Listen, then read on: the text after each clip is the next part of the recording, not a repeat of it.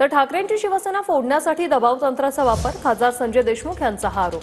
ठाकरेंची शिवसेना फोडण्यासाठी पैशांचा वापर केला जातोय असं देशमुख यांनी म्हटलंय।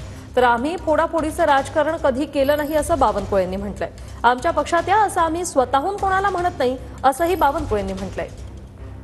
अनेक दबाव तंत्राचा वापर चाललेला, पैशाचे आमिष दाखवून राहिलेले आहे, वेगवेगळ्या प्रकारे युक्त्या लढवल्या जात आहे आणि हिंदू हृदय सम्राट वंदनीय बाळासाहेब ठाकरे यांचे पुत्र माननीय उद्धवजी ठाकरे यांना कसं शिवसेनेचं भले कमी करता येईल, कसे आमदार फोडता येईल, कसे खासदार फोडता येईल, कसं त्यांच्या नेतृत्वामध्ये ज्या महाराष्ट्रात शिवसेना उभी झाली ती कशी खिळखिळी करता येईल, याचा दिवस रात्र या ठिकाणी प्रयत्न चाललेला आहे। टीव्हीच्या माध्यमातून आम्ही या ठिकाणी पाहत आहोत।